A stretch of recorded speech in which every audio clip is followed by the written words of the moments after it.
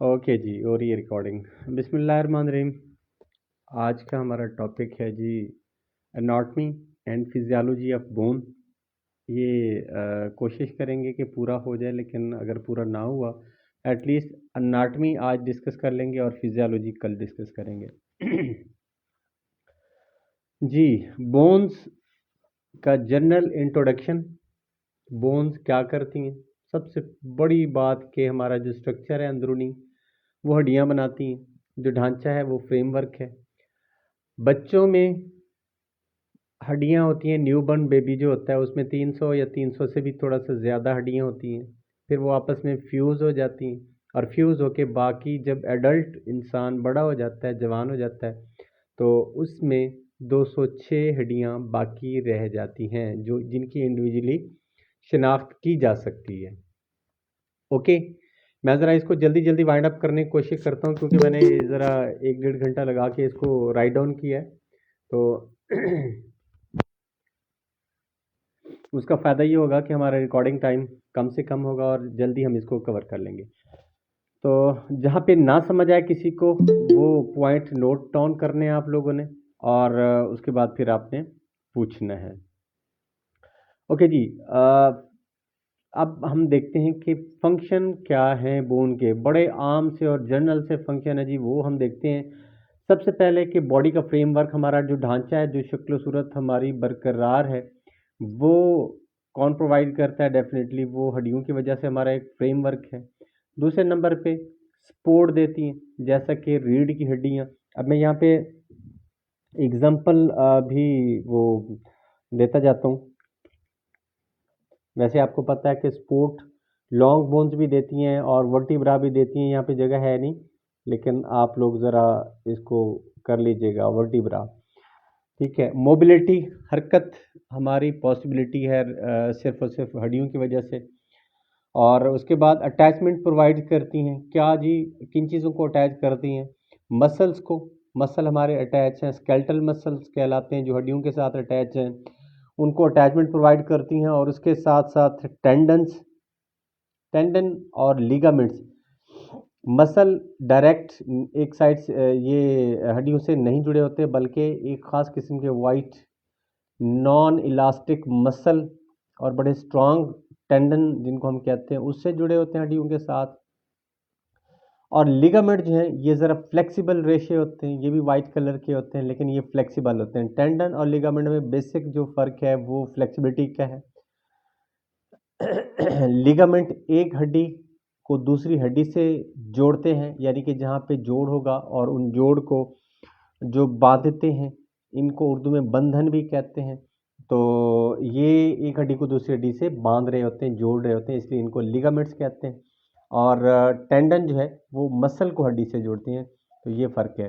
Tendon non elastic होते हैं, सख्त होते हैं, और जो लिगामेंट है ये इलास्टिक होते हैं। उसके बाद जी जॉइंट फार्मेशन, हमारे जितने भी जोड़ हैं वो हड्डियाँ बनाती हैं। प्रोटेक्शन देती हैं हमें, जैसा कि प्रोटेक्शन की एग्जांपल अगर आप देख लें तो ये हमारे हार्ट को, ब्रेन को और लंग्स को, जिनको हम कहते हैं वाइटल आर्गन्स, वाइटल आर्गन की प्रोटेक्शन करते हैं जी। खोपड़ी सर की हिफाजत कर, ब्रेन की हिफाजत करती है। रिब्स और स्टर्नम जो है वो लंग्स की और हार्ट की हिफाजत करती हैं।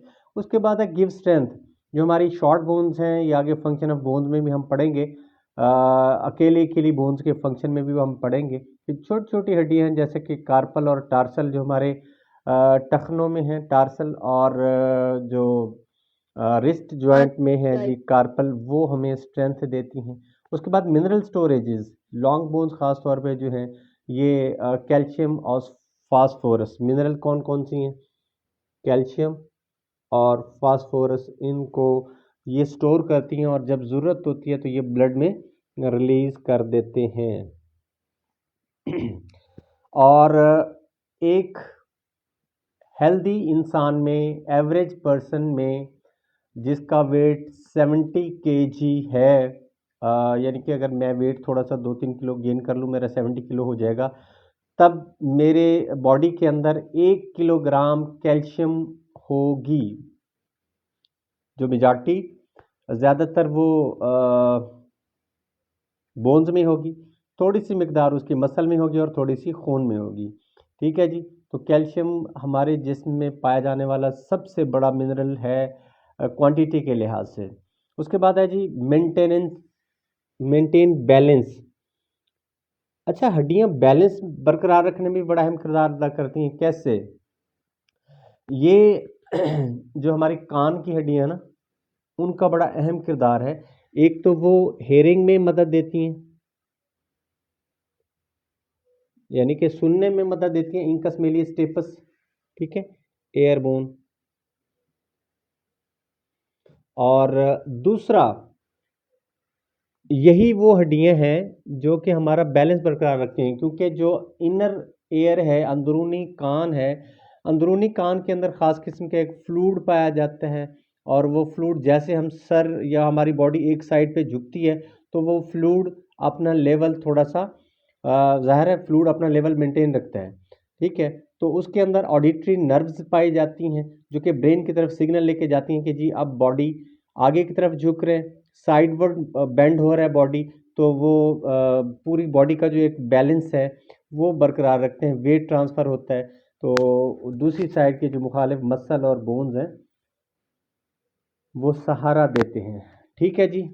अच्छा, स्पीकिंग में भी, हेल्प इन स्पीकिंग, बोलने में भी हड्डियाँ मदद करती हैं। डेफिनेटली हमारा निचला जो जबड़ा है वो मूव कर रहा है, तभी तो ये हम बोल पा रहे हैं। और दूसरी बात ये कि जो हमारे टीथ हैं, ये दांत हैं, ये भी हमारे मुख्तलिफ़ किस्म की अल्फाज की अदायगी में बड़ा अहम किरदार अदा करते हैं। Okay ji, is it clear? Yes sir. Ji sir. Okay ji, ये तो सिंपल सा इसका था तारुफ। अब हम देखते हैं जी कि इसकी डेफिनेशन क्या है। ओके जी, डेफिनेशन हम देखते हैं बोन की। तो वैसे तो सिंपल सी इसकी डेफिनेशन है कि bone is a hard connective tissue made up of a bone cell. ठीक है, लेकिन इसको ज़रा हम एक्सटेंड करते हैं, ज़रा अच्छी सी डेफिनेशन लिखते हैं, तो हम कहते हैं जी कि बोन क्या है? Bone or bones are strong semi rigid, यानी कि मजबूत हैं। और सेमी रिजिड का मतलब होता है, रिजिड कहते हैं हम सख्त को, सेमी रिजिड इतनी सख्त नहीं है, लकड़ी की तरह सख्त नहीं है, बल्कि थोड़ी सी इसमें फ्लेक्सिबिलिटी भी है, इसलिए इसको हम कहते हैं सेमी रिजिड। और कंटिन्यूसली रीमॉडल्ड, यहाँ पर ये बात बड़ी अहम है कि ये मुसलसल ही रीमॉडल होती रहती हैं। बोन कहीं से भी, बोन के जो सेल्स हैं वो अगर जो ऑस्टियोक्लास्ट हैं वो तबाह कर रहे हैं उन बोन्स के सेल्स को, तो वहाँ पे ऑस्टियोब्लास्ट या नए सेल उसकी जगह ले रहे हैं। ठीक है। तो ये मुसलसल, और अगर कहीं पे जख्म लग जाता है, अभी जो चोट लग वाइट जाती है। बोर्ड वाजे नजर नहीं आ रहा जी सर, वाइट बोर्ड ना सीधा नजर नहीं आ रहा है। हाँ जी, मैंने ये मोबाइल को ये टेढ़ा किया हुआ है क्योंकि ये ज़रा लंबी लंबाई की रुख डेफिनेशन लिखी हुई है ना। ओके जी। जी सर। जी सर। तो ये सर जी मुसलसल आपको रीमॉडल बोर्ड हो रही है, नजर नहीं आ रहा तो आप बोलते हैं तो उसको वही समझ आता है। पुराने सेल ख़त्म हो रहे होते हैं, तो उसकी जगह पर नए सेल आ रहे होते हैं। फ्रैक्चर हो गया है, कहीं पे टूट फूट का शिकार हो गई है हड्डी, तो वहाँ पे वो सेल्स जो हैं वो उसको रीमॉडल कर रहे हैं, नया बना रहे हैं। ड्यूरेबल है, कनेक्टिव टिश्यू है। सबसे अहम बात कि हड्डी क्या है? वो कनेक्टिव टिश्यू है। ठीक है जी। मुख्तलिफ बॉडी पार्ट्स को आपस में जोड़ रही है। और made up of some cells, कुछ सेल से, sorry, made up of collagen, N नहीं लिखा गया, कोलेजन प्रोटीन, एक खास किस्म की प्रोटीन है। ज़ाहिर सी बात है, अभी हमारा बॉडी है तो ये प्रोटीन से मिलकर बना हुआ है, तो ये कोलेजन प्रोटीन से मिलकर बना हुआ है। और साथ में Ca+ लिखा हुआ है। Ca+ का मतलब होता है, वैसे Ca+2 होता है, कैल्शियम की वैलेंसी 2 होती है, तो इसको कैल्शियम कहते हैं। जो एक्चुअल प्रोनाउंसिएशन है वो सीन से होती है, वैसे कैल्शियम भी बोलते हैं इसको, लेकिन इसको हम एक्चुअली कैल्शियम पढ़ेंगे। और कुछ बोन फॉर्मिंग सेल्स होते हैं, ये इन चीज़ों से मिलकर हड्डी बनी होती है। ओके जी, अब हम देखते हैं कि ये अनाटमी ऑफ बोन, दो चीज़ें हमने पढ़ ली, फंक्शन भी, डेफिनेशन भी। अब हम देखते हैं कि जो बोन है, इसको अंदर से इसका स्ट्रक्चर कैसा है। ठीक है जी। अगर हम बात करें लॉन्ग बोन की या शॉर्ट बोन की, ख़ास तौर पे चूँकि लॉन्ग बोन्स ज़्यादा है हमारी बॉडी में, तो उनकी अगर बात की जाए तो लंबी हड्डी जैसा कि फीमर हो गया और ह्यूमरस रेडियस अल्ना टिबिया फिबोला, तो ये वो हड्डियां हैं। इनकी बनावट कैसे होती है, तो इसको अगर हम देखें, बाहर से देखें और इसको ओपन करके और माइक्रोस्कोप की मदद से अगर देखें तो इसकी कुछ शक्ल जो है, इसके अंदर कुछ लेयर्स नज़र आएंगी। उनको हमने डिस्कस करना है कि कौन कौन सी लेयर्स हैं, कहाँ पे क्या चीज़ पाई जाती है और उसको हम क्या कहते हैं। ओके जी, फर्स्ट ऑफ ऑल जो लॉन्ग बोन है उसके दो पार्ट्स होते हैं। Long bone has two parts. कौन कौन से, याद रखिएगा, ये बहुत इंपॉर्टेंट, ये डायफाइसिस और एपिफाइसिस, मेटाफाइसिस, एपिफाइजल प्लेट, ये तीन चार ऐसे जो टर्म्स हैं जो बहुत दफ़ा एमसीक्यूज़ में आए हुए हैं, लेकिन ये बच्चों को नहीं आते, वो समझ नहीं पाते। तो आपने ज़रा तवज्जो से सुनना है कि लंबी हड्डी है, उसके दो पार्ट्स हैं। एक तो उसके जो सिरे हैं, उभार वाले सिरे हैं, और एक उसका दरमियानी हिस्सा शाफ्ट है। ठीक है जी। जो अंदर वाला ट्यूब, एक ट्यूब टाइप स्ट्रक्चर है जिसको हम कहते हैं कि अगर इस तरह से मैं इसको दिखाऊं तो इस जगह से लेके इस जगह तक, ठीक है जी, जो सिरे हैं इनको हटा के दरमियान वाला जो ट्यूब्यूलर पार्ट है, इसको क्या कहते हैं, ट्यूब वाला हिस्सा, ट्यूब्यूलर पार्ट है जिसके अंदर येलो बोन मैरो होता है, गूदा होता है। यहाँ पे ये वाइट इसलिए छोड़ा हुआ कि ये ऑलमोस्ट येलो या ऑफ वाइट कलर का गूदा है और बड़े शौक से हम लोग जो निकाल के खाते हैं जो पाए वगैरह के अंदर होता है। ठीक है जी, ये ट्यूबुलर पार्ट है, इसको हम ट्यूबुलर मेडुलरी ट्यूब भी कहते हैं। ये जो ट्यूब है ना, ये मेडुलरी ट्यूब भी इसको बोलते हैं या ट्यूबुलर पार्ट कहते हैं। इसका नाम है जी डायाफाइसिस। क्या कहेंगे,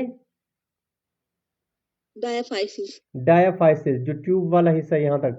ठीक है, अच्छा, अब जो इसके सिरे हैं, ये वाला सिरा जहाँ पे रेड डॉट है, यहाँ पे रेड डॉट है, ये रेड बोन मैरो है।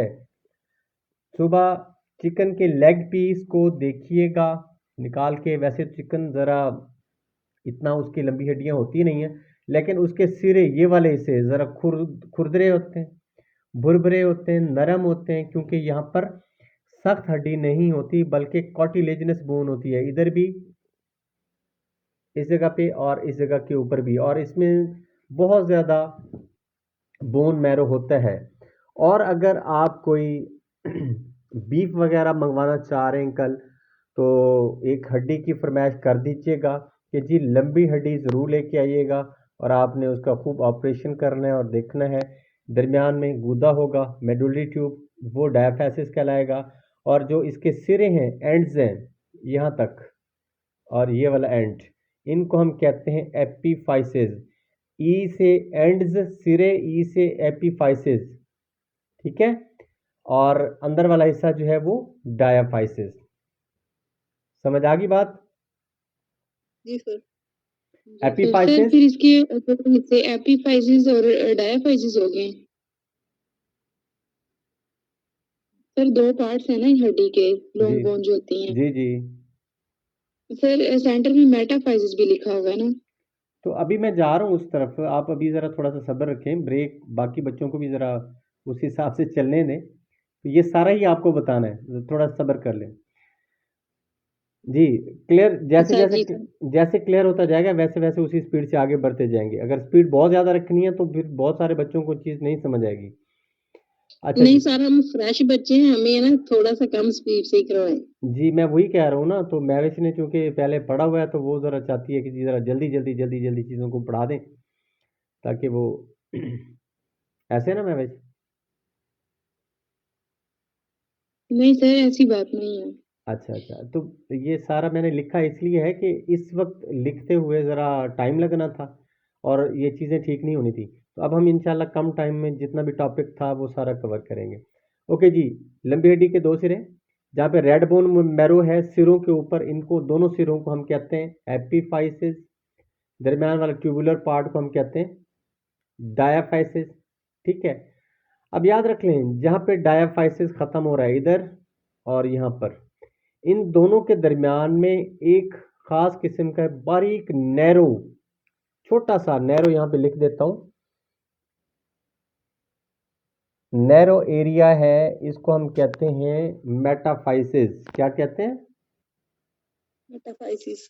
ये वाला भी और ये वाला भी।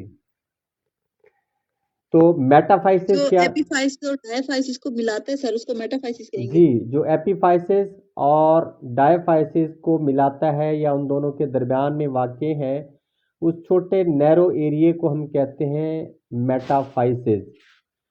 अब याद रख लें, एक हड्डी जो है 18 से 21 साल तक ओसिफाई होती है, यानी कि उसमें ग्रोथ भी हो रही होती है और लंबाई चौड़ाई हर लिहाज से वो पुख्ता हो रही होती है।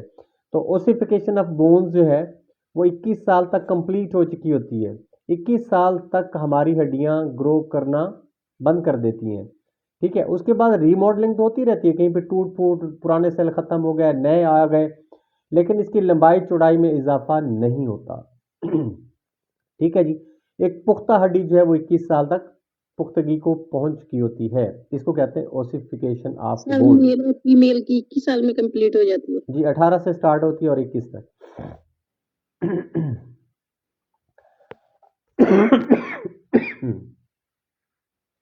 ठीक है जी, तो डायफाइसिस की मजीद बात हम पढ़ते हैं। डायफाइसिस क्या है? दरमियान वाला हिस्सा ट्यूबुलर शाफ्ट है, runs between proximal and distal ends of bones.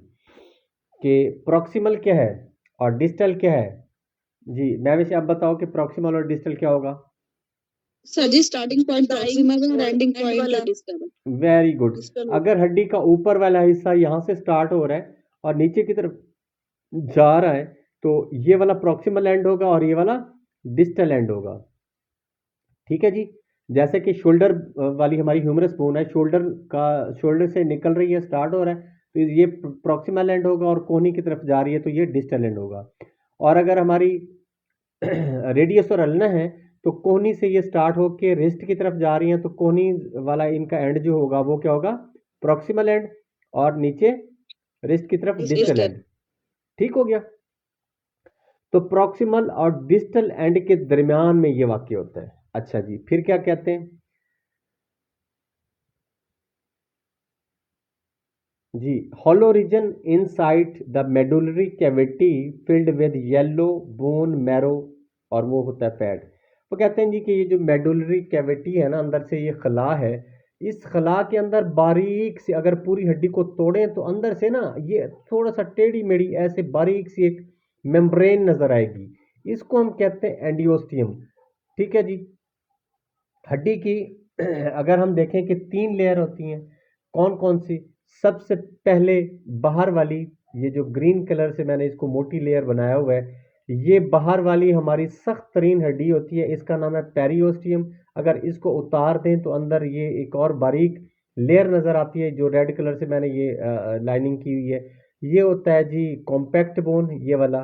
ठीक है, पेरियोस्टियम बाहर वाली और उसके अंदर वाली कॉम्पैक्ट बोन, और बिल्कुल बिल्कुल दरमियान में जो है, जो कि अंदर रेड बोन मैरो या गूदा भरा होता है इस पूरी मेडुलरी कैविटी के अंदर, उस उसके सेंटर में एक बारीक सी लेयर होती है, बहुत बारीक सी और थोड़ी सी टेढ़ी मेढ़ी होती है। ठीक है जी, बाल का गूदा निकालते वक्त अगर आप कभी क्योंकि आप लोग शायद फैट नहीं वो करते, या हम तो भी बड़े शौकीन हैं कि ये जो पायश है और ये जो नली वगैरह होती है, हम तो स्पेशली ये लेके आते हैं जब बीफ वगैरह लेने जाएं, तो मीट लेने जाएं, उससे कहते हैं जी कि थोड़ी सी नली डाल देना, वो लंबी हड्डी डाल देते हैं उसके अंदर, मतलब चम्मच या किसी भी चीज़ से जब आप गूदा निकाल रहे होते हैं ना, अंदर ये जो एंडियोस्टियम है, ये हड्डी होती है और इसी के अंदर बाज़ वक़्त गूदा फंसा होता है। कभी एक्सपीरियंस किया है आपने, किसी ने? यस सर जी, किया हाँ है। जी, यस सर। गुड। चलिए, ये तो बहुत अच्छी बात है, इट्स मीन कि आप लोग हेल्दी खाने के आदी हैं। तो ये जो है एंडोस्टियम कहलाता है। हड्डी की 3 लेयर है, कौन कौन सी? सबसे बाहर वाली मोटी पेरियोस सख्त होती है पेरियोस्टियम, उसके अंदर एक नरम हड्डी या कॉम्पैक्ट बोन उसको हम कहते हैं, निस्बतन थोड़ी सी नरम होती है, रेड कलर की ये अंदर से स्टार्ट हो जाती है, और फिर सबसे अंदर जो खला के अंदर बिल्कुल दरमियान में एक बारीक टेढ़ी मेढ़ी लाइनिंग होती है, पतली सी थिन वाल होती है, उसको हम कहते हैं एंडोस्टीन। ठीक है ji, is it clear? Diaphysis clear हो गया?